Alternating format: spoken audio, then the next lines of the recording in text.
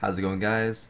Riley here again, doing yet another 2016 presidential debate review or analysis, whatever you want to call it.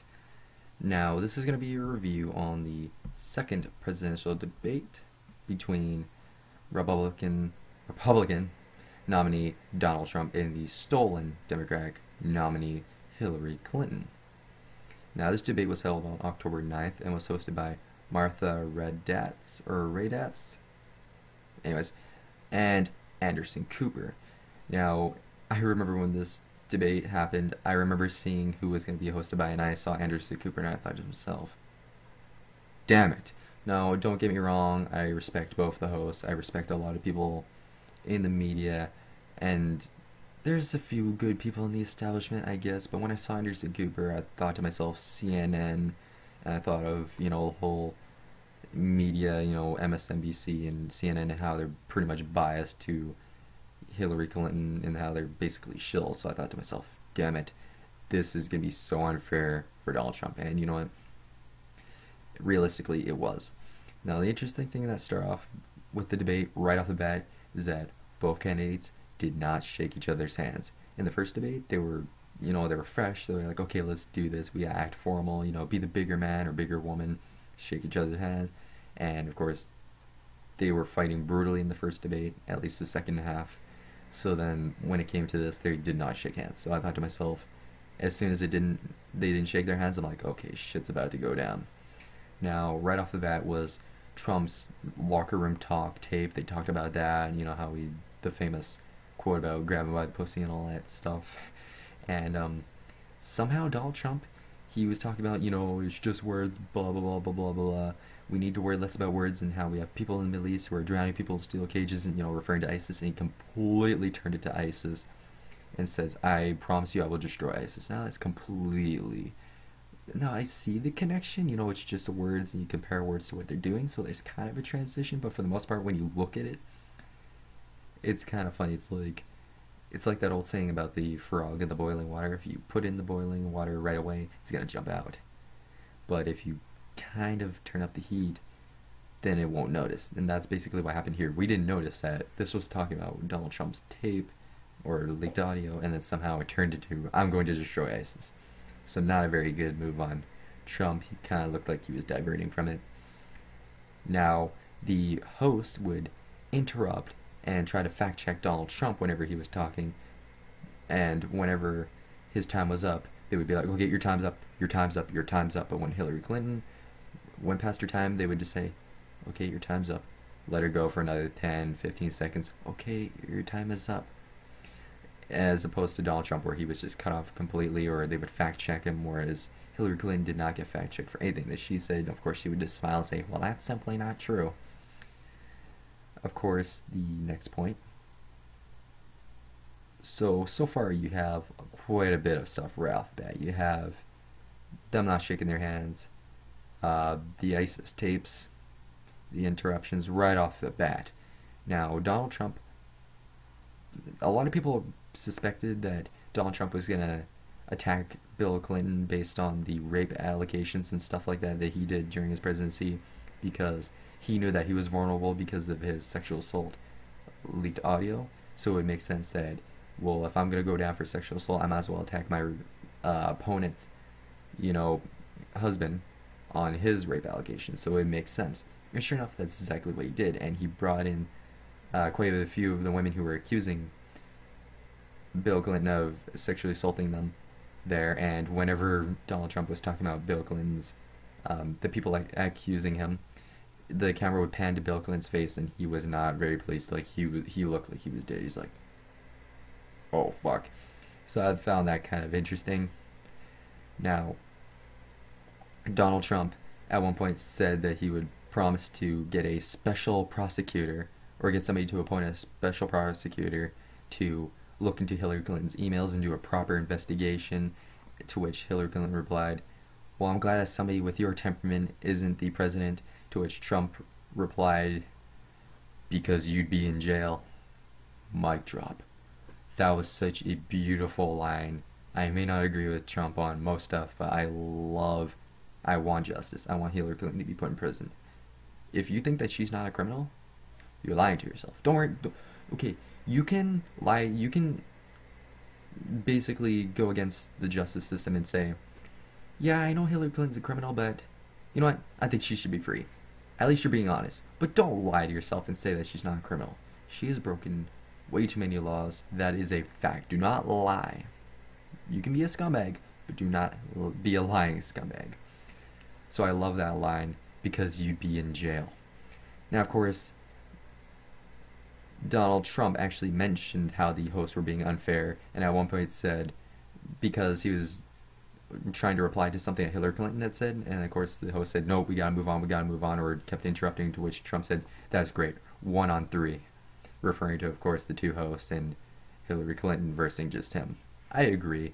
A lot of people thought that was an immature response, and to be honest, Trump should have, been tougher on that, but he was just being honest about how unfair they were being against him. So maybe he shouldn't have verbally said it, but he was being honest. Now, Trump kept doing this weird thing where he would awkwardly stand behind Hillary Clinton, and a lot of people found it creepy, especially since, the leaked sexual assault audio. You don't want to be accused of being somebody who sexually assaults people and then stand creepily behind your female opponent. But I think he did that just to dominate the stage, more or less.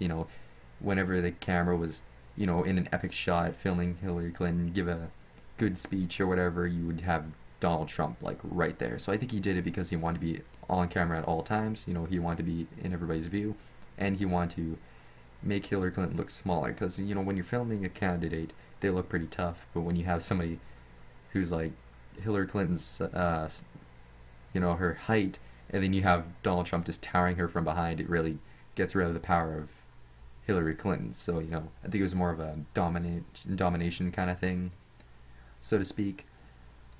Now, Trump claimed that the single-payer system in Canada is a disaster, and how a single-payer system in America would also be a disaster because it's failing in Canada. I'm a Canadian, in case you guys somehow didn't know, and believe me, that sounds like Trump.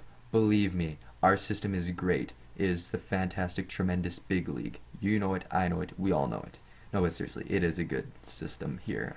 Like, everything is all covered. We have great benefits with our jobs and all that stuff. So, Trump, you are extremely wrong. America definitely needs a single-payer system. I would love universal healthcare in America. It would be fantastic, and our system works great here. So Trump was completely wrong on this. Hillary Clinton, now, during the WikiLeaks that were released at this time, it was talking about how Hillary Clinton claimed you need to have a public and a private position, referring to how you need to have a private, which is your honest position with corporations and stuff like that, and your own needs, and the public position, which is what you tell people to get yourself elected. How did Hillary Clinton respond whenever she was asked about this statement? She essentially said that, well, I was just referencing I believe it was Stephen King, no, just, wow, Steven Spielberg's movie Lincoln, which is about the life of Abraham Lincoln, I guess. I personally didn't watch it, and she said that it's like, well, Abraham Lincoln needed to have a private and public position to unite both sides. Bullshit. You're a corporatist trying to be a progressive. You're not.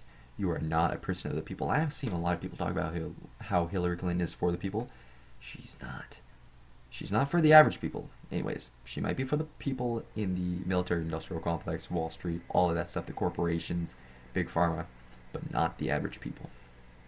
And of course, she basically threw Abraham Lincoln under the bus, lied, and said that's why she said she needed a public and private position. And Trump actually mentioned that by saying, wow, honest Abe, you basically threw him under the bus, and then everybody started laughing. And he even said he was honest, which is the main difference between you and Abraham Lincoln, and that was excellent, Trump, excellent. Now, Trump continued to sniffle. Again, in my previous video I said, maybe he was doing cocaine, maybe he wasn't, who knows, maybe he just couldn't breathe because he was nervous for the debate, who knows. But, again, he kept sniffling a lot. That's all I have to say about it. Now, Hillary Clinton falsely claimed that the WikiLeaks were a conspiracy from Russia to tamper with the election to help Trump. Number one, WikiLeaks, there's no proof that Russia was behind WikiLeaks. Number two, after the recording or during the recording of this video, it has actually been proven that Russia has nothing to do with WikiLeaks, which again, there was no proof that Russia had anything to begin with, but now we have proof that they had nothing to do with it. It was actually sourced within the United States.